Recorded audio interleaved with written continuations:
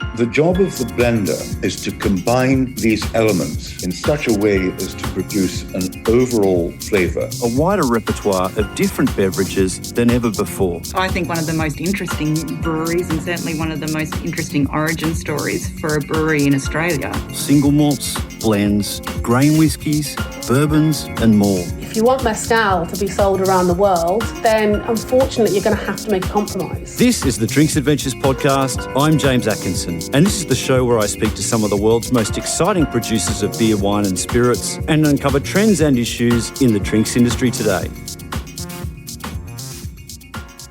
Australian winemaker Penfolds has made huge strides internationally in recent years. The company launched its debut California collection earlier this year, and there's a set of Bordeaux wines to come in 2022.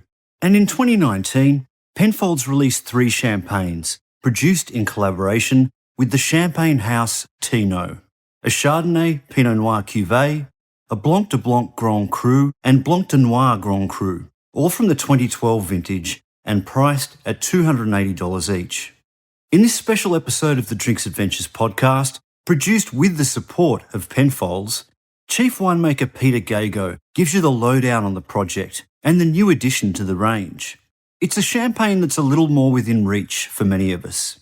A non-vintage Brut Rosé priced at $90. I asked Peter first up about his personal affinity with champagne, a wine style he's clearly very passionate about. Well, look, it was something that happened quite naturally, an assimilation, call it what you will. What's there not to like? A nice chilled champagne. And it gradually went from just trying a bit of non-vintage through to better vintage through to Grand Marque over time.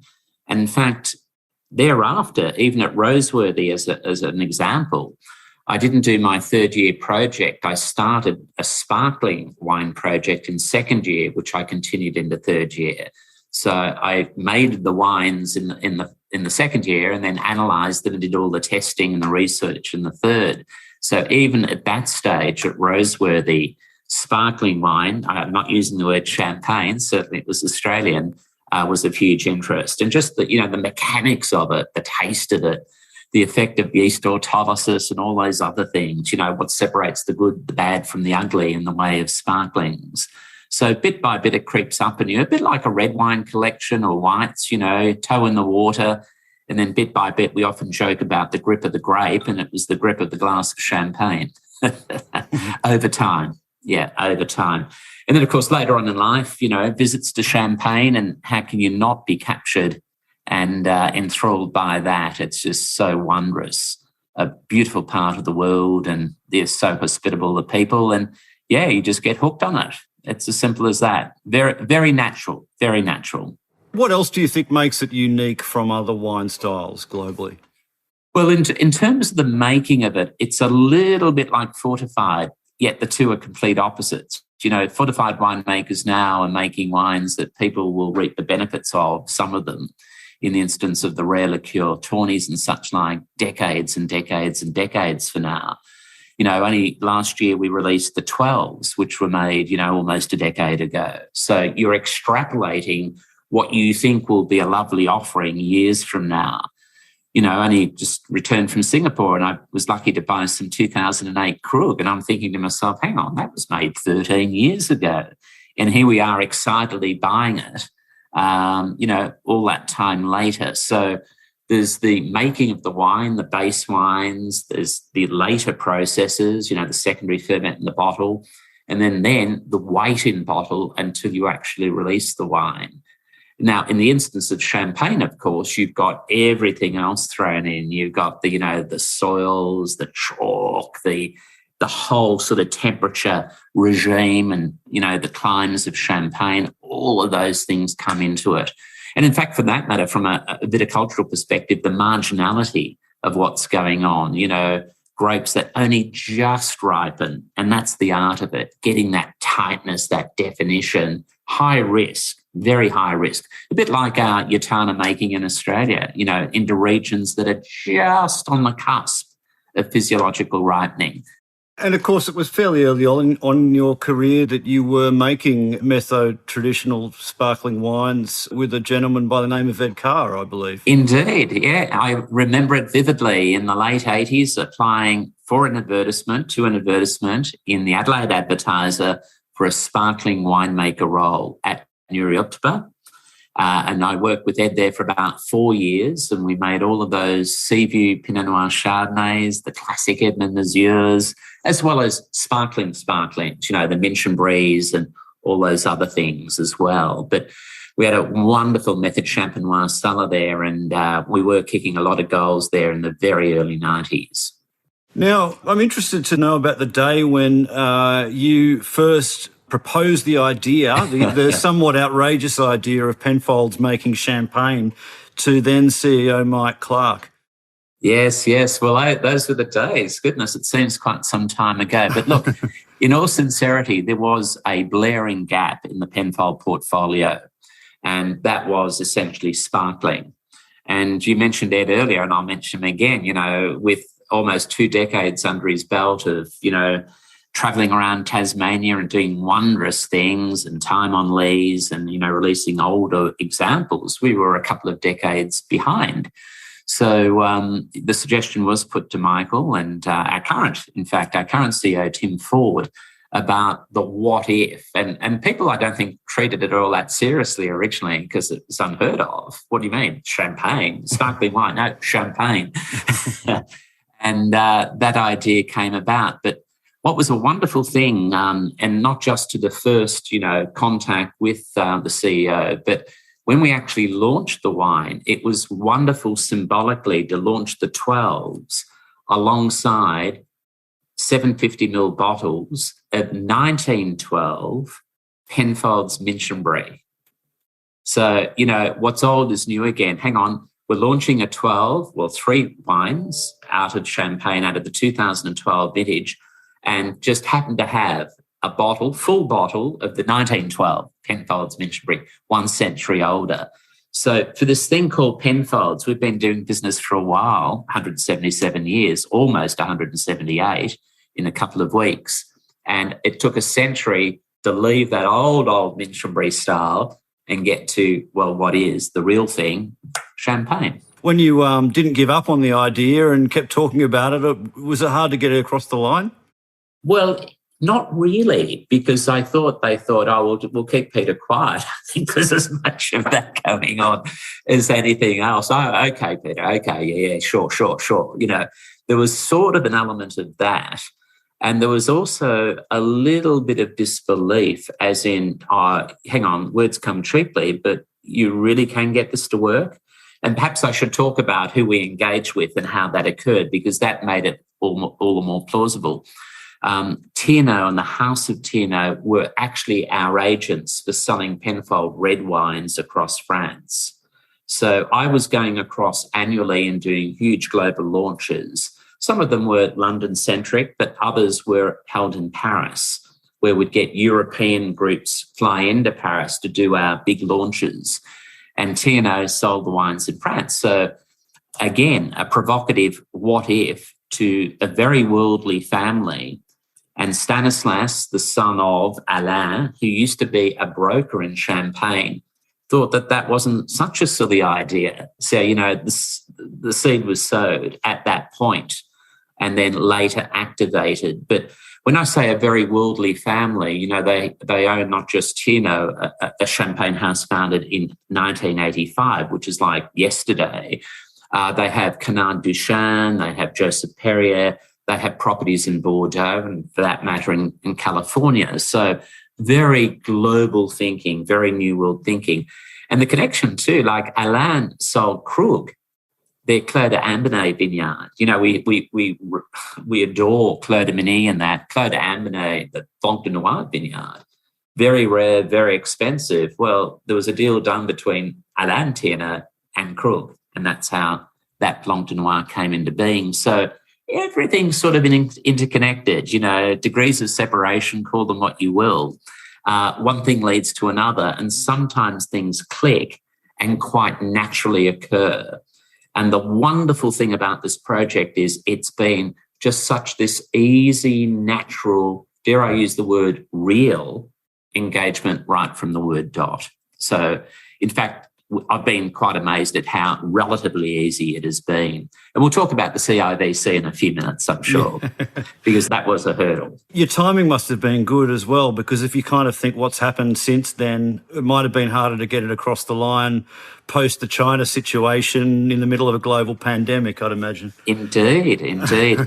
So, the other thing is everything in business is about a two-way street. And I'm sure Thiénot looked at Penfolds as a means of their global distribution and us helping them into markets where they aren't yet placed either. So that's the definition of good business. Everyone wins, win-win. Yeah. So we get access to incredulous fruit out of Champagne and working with wonderful people and using their infrastructure, and they sort of are helped by us, perhaps, getting a little bit more notoriety into parts of the world where they're not yet well known. So, it has to be win-win for these alliances to work. They're a house, you said, Thiénot, but they do also have some estate vineyards as well, obviously. Oh, yes. And in a way, no different to Penfolds. In Australia, even at a Grange level for reds or Yattarna level for whites, we have a wonderful balance with Grange growers, for example, where we've always, since day dot, this is the 70th anniversary of Grange in 2021 rather.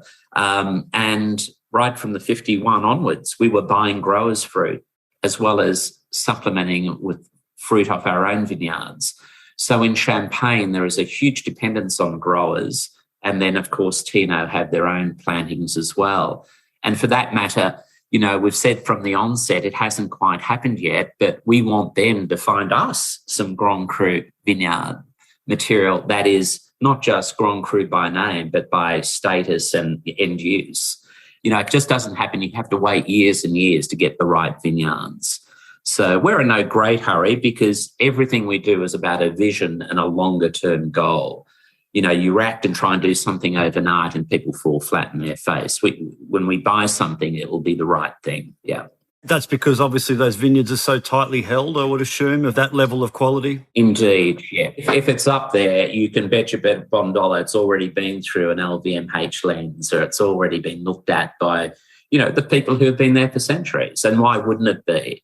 So, I dare say we would have to probably pay a premium anyway, but again, in conjunction with our friends in Champagne, hopefully we would get something that is truly worthwhile.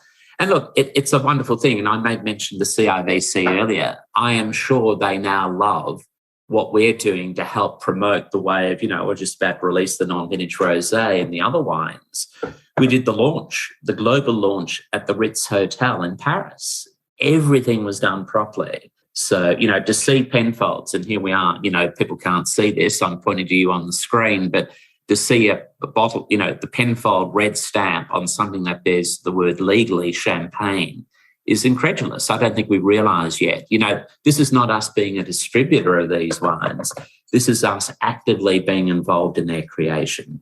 Tell me about the specific vineyards that you're working with and the styles of Champagne you were setting out to create. What should a Penfolds expression of Champagne look like? What was your thinking there?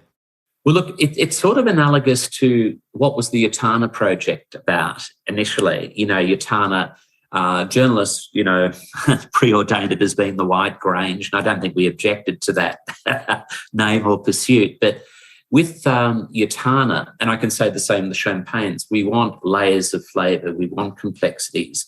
But one of the key things we want is that propensity to age, the ability to be able to cellar and or be accessible in youth. And you can certainly say that of Yattarna, we're pouring 8s around the world currently. Magnums of 11 as a 10-year-old without any risk of Yattarna. It took us a few years to get there, up until about the year 2000. Of course, the first vintage was the 95, released in 98. But we're sort of feeling a lot more comfortable with that project now. It's really in that zone of where we want it to be. With the Champagne project, of course, it's many, many, many, many years later that something that gets tiraged is actually released and launched. So we looked at different tirage stocks and incrementally we had more input into the making of these wines every year incrementally. So let's just perhaps use the 2 single vineyard wines as an example of what we're doing. And I joked, by the way, with Olivia Krug. We co-hosted a dinner at our McGill Estate Winery for LVMH, and Olivia Krug and I were together co-hosting the dinner. And I said to Olivia, I took Krug from 1843 to 1979 to make their first single vineyard expression, Clos de Menis of Champagne. We did it year 1. He didn't like that. He did. We had a bit of a laugh and a bit of a giggle, but we thought we want for Penfolds Champagne a very much top-down approach. We don't want to start off with just a regular non-vintage cuvee and then in year 15 release our flagship. We wanted to start with what we thought would be flagships that obviously will evolve over time, but they're of the style. So the Chardonnay Pinot Noir, the Blanc de Blanc and the Blanc de Noir, but using the 2 single vineyards as I made mention. The Blanc de Noir vineyard is a beautiful vineyard that I wish I could take you there. It's picture perfect. It goes down a slope. At the bottom of the road is this cutting out of, on the gradation, and it's just a wall of chalk in front of you. It's not far from the Bollinger vineyards. It is picture perfect. Oh, and the vines are pretty good as well. I'll just look at my notes here because they were replanted, those Blanc de Noir vines, in, and I won't make it up, 2006, and then the other half was completed in 2008. Whereas the Blanc de Blanc vineyard in Arvise, now these are hugely difficult vineyards to procure, but this vineyard was planted. Now, remember, we're talking Champagne vineyards, planted in the 1950s and part of it in the early 1960s. So we're talking old vine material, by French standards. Their idea of old vines is very different to that of ours in Australia, where we'll quite often talk over a century-old vines with Shiraz, Grenache and whatever. So to have access to these self-supportive wines, it's almost like the antithesis of your concept of champagne. Champagne is all about cuvées and blending. What do you mean year 1, 2 single vineyard champagnes? But the proof is in the pudding. And in fact, only 2 weeks ago, I was in Singapore speaking at the ICCW Forum. I spoke at the first in Beijing many years ago. And on the night prior to the forum, there were 3 champagnes poured, a Philippinat, a Deutz, and our, and Stanislas sent it from France. I didn't even know he had supplied this wine. I provided a 1990 bin 920. I knew he'd supplied that one for the red section of the dinner, the big banquet. But he sent across the Blanc de Noir, and my original thought was, no, the 12, it hasn't unfurled yet. This is a wine built for not 2021. It's built, it hasn't done anything yet. But in the last few months, and I hadn't looked at it in about 2 months, you're just starting to see the revelation of the colour of the petals as this wine is starting to evolve. And it looked absolutely fantastic. They were 750ml bottles, not magnums. So it's the 2012 Blanc de Noir.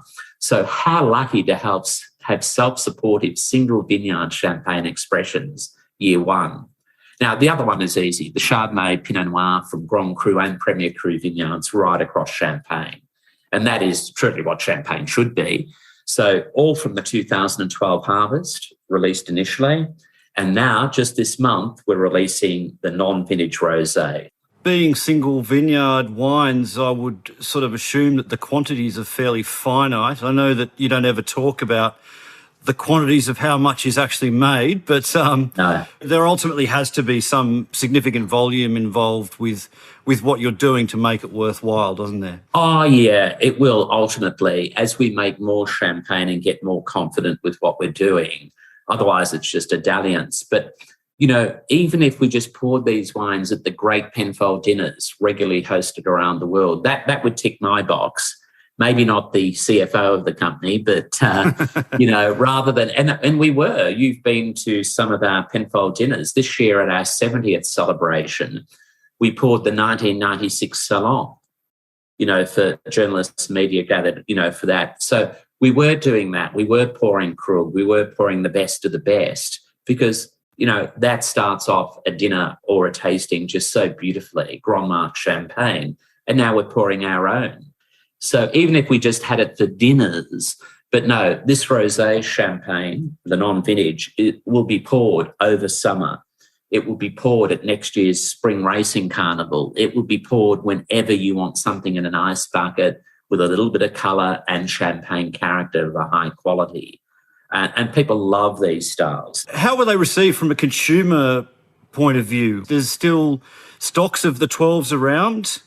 Very, very little stock. Once people found out they were there, even a little local example, we weren't doing much at Salador or the restaurant with it, and there's a good reason why. And I often joke, in order to sell something, you've got to be selling it.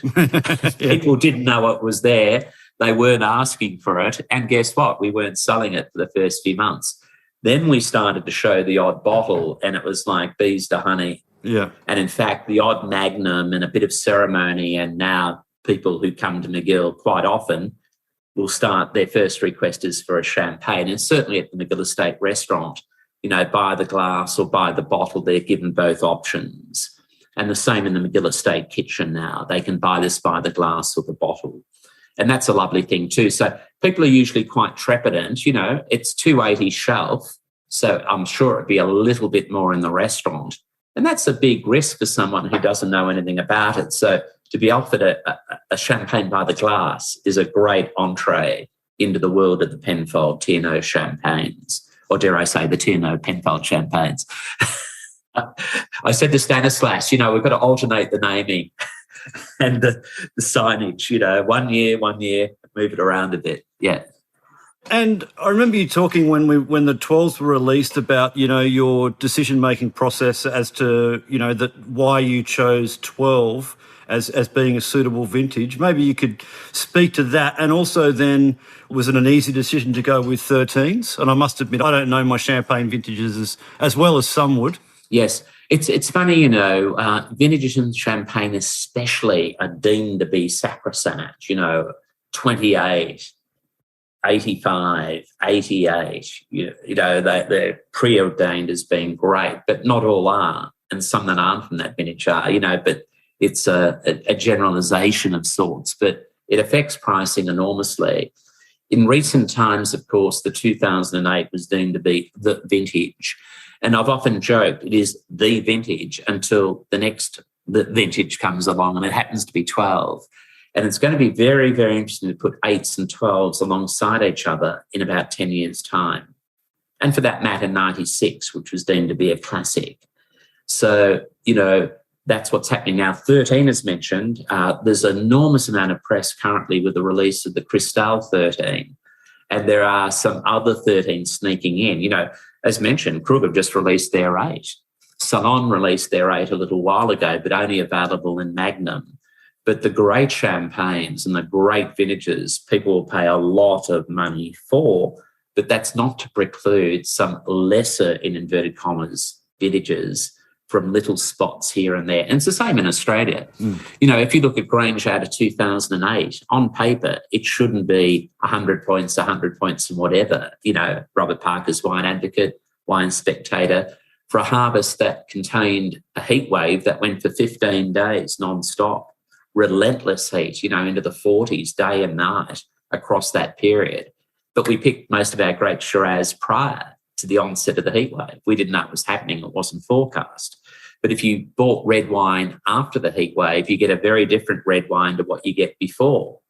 And people at the time were saying, oh, yes, of course, Peter, of course, you picked before the heat wave. Well, the great Shiraz we get tends to come from old vines, which physiologically ripen earlier, lower yield, and you pick them earlier. It wasn't because we forecast a heat wave. No one did. We were very lucky. And it's the same in these classic and non-classic vintages. You can be lucky or unlucky. We were extremely lucky to have access to 2012 material. As we were, by the way, we were given access to 2008 tirage material, and I evaluated them all, and my preference was to suit the style that we want to head toward. 12 ticked every box, so no regrets. And who are the key personalities that decide whether a vintage is classic or not? I'm very familiar with how it works in Bordeaux and this sort of level of influence that the likes of Parker have had in the past. Are there equivalent critics that are involved in setting up that reputation for a vintage? There are, but it is a little bit different. Champagne vintages are only like a vintage port declared. There have been a few more in recent times because of, again, slightly the trend toward things getting warmer, which actually suits an area as marginal as Champagne. Rather than 2 or 3 vintages in a decade declared, now they might be going to, 7 or 8. I don't know. I haven't worked it out. Yeah. However, there is a declaration almost from within Champagne, and I'm sure the CIBC inputs into that. Now, when you step back from that for a given year where someone makes and declares a vintage, you still have to measure that up against the great classic vintages.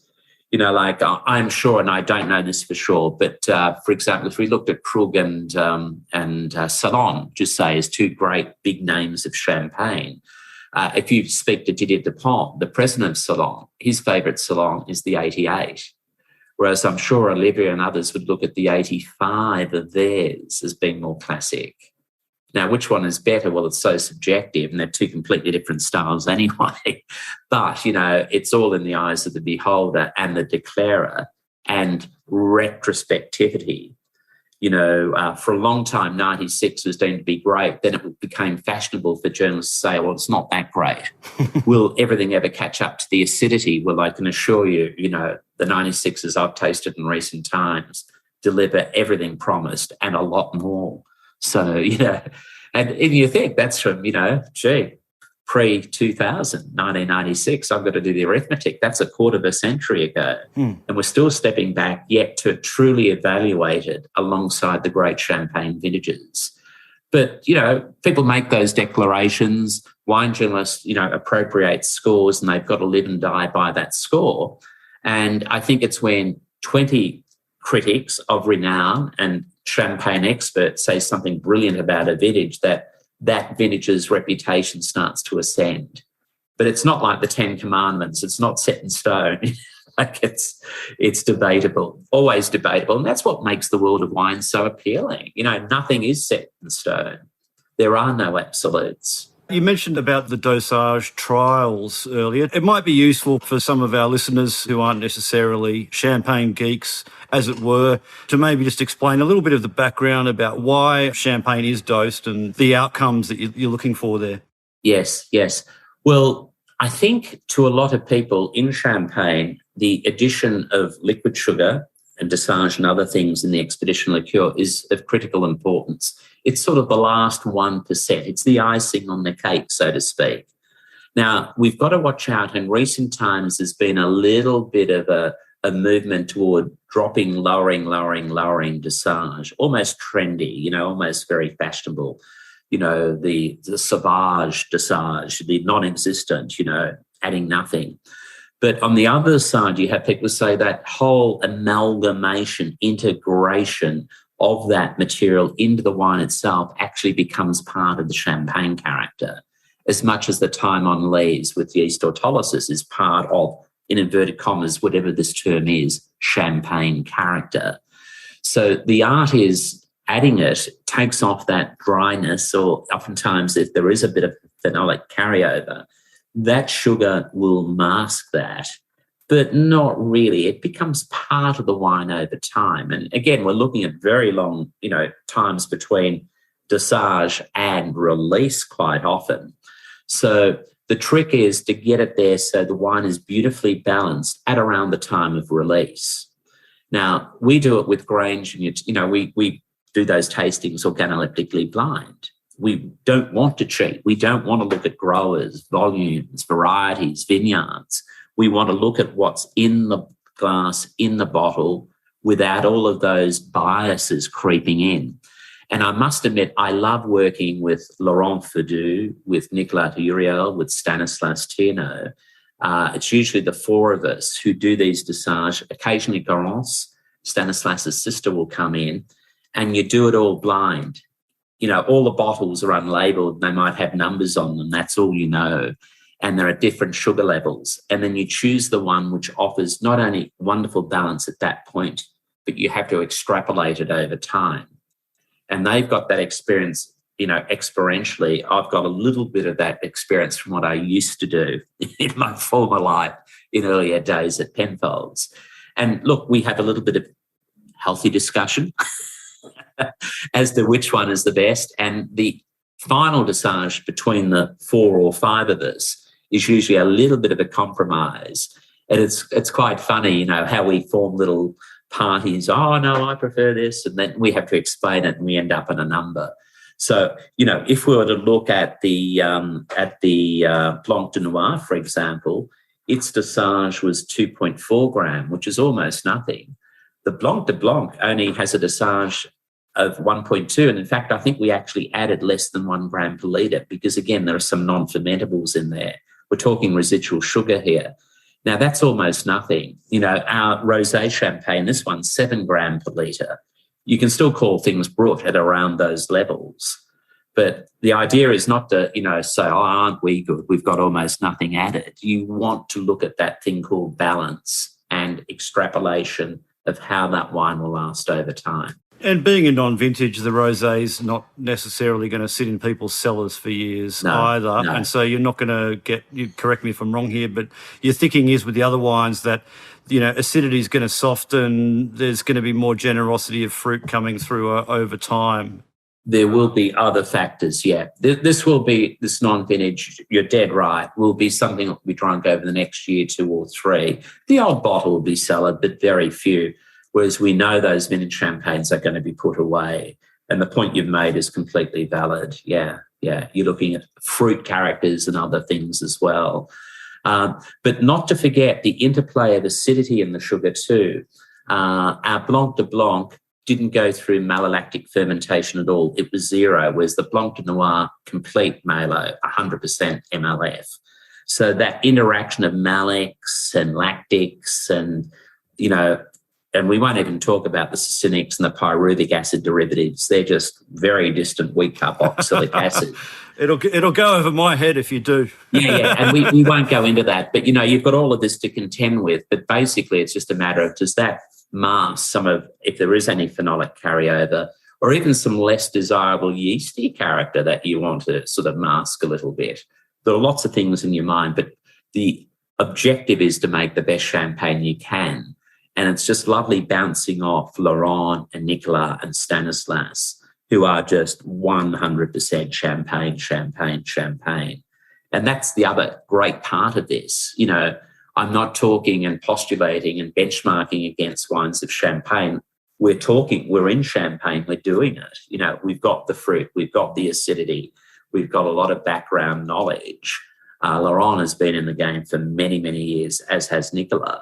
And it's just wonderful, crafting these wines with them. And it is truly an interplay, a bit like our classifications at Penfolds. So, the Grange classification, the 707 and that sort of thing. Yeah, someone has to ultimately sign off, but the team dynamic, the Penfold team dynamic, which is purest Penfolds for reds and whites. But in this instance, it's only 1/4 Penfolds because I'm the only one there. Now, hopefully with time, if we can get timings right, I'll bring in Kim Schroeder and others to partake of this. But again, as I mentioned earlier, you crawl before you walk. This is early days still in a relative sense. Well, maybe just to finish up, you could just kind of give us your tasting notes and impressions of the NV Rosé, which is the most likely Penfolds champagne that people are going to be able to get their hands on in the coming weeks and months. Yeah. Well, it will be very accessible. You'll see it in lots of restaurants and key places around. But just a little thing, firstly, its composition. People think, it's all Pinot Noir, it's all Pinot Meunier, it's rosé. But it actually contains 30% Chardonnay, 20% Pinot Noir, and the balance 50% Meunier. I earlier mentioned it's got 7 gram per litre dosage. It was bottled back in March of 2017. Which is over 4 years ago now, disgorged just earlier this year. So it's as fresh as. It's got a lovely, lovely colour. When we did benchmarking tastings, we looked at the great non-vintage rosés that were available, and at one end you've got the Billicart Rosé, at the other end you've got Laurent Perrier Very Pink. This is somewhere in between the number 1 and number 2 selling non-vintage rosés in terms of colour. You don't want too much salmon pink. You don't want too much of that. You want something in there that people can relate to. And the feedback from those who have tried it so far, it's the colour they want. They don't want it fluorescently pink, nor do they want it washed out onion-like or whatever. This is bright and alive. But the characters, in my tasting notes, I've tried to put all sorts of French descriptors. So I talk about scents of anise de Flavigny violet and all these beautiful, violets of Toulouse, and use some of their evocative florals and characters and flavours. But I must admit, you can't help but use descriptors like, the raspberries and other fruits that we have. And I saw even a little bit of Turkish delight and an element of pepper in there, but not in a bad way, the pepper, just something that, like volatile acidity with the red wine, gives it that little bit of lift. Quite a complex champagne for a non-vintage rosé style. But automatically you go to this rosé and the first thing you think of is champagne. Again, that elusive, whatever it is, in inverted commas, champagne character. It shouts champagne. And then later, we don't want it to be a chromatogram. We don't want to split it apart. But it's lovely doing tasting notes on these wines. Oh, and that's the other thing I do too. We write these notes together. I get on a Zoom call, Microsoft Team call with my friends in Champagne, and we write the notes together. I write them, but we compile all the descriptors in that together. So, they're quite amazed at some of the descriptors I throw their way. And how much variance would there be in the varietal makeup of some of the other products on the market, firstly, and also the production methodologies? How do they vary? Huge differences. Some would find the addition of a red wine back as being abhorrent.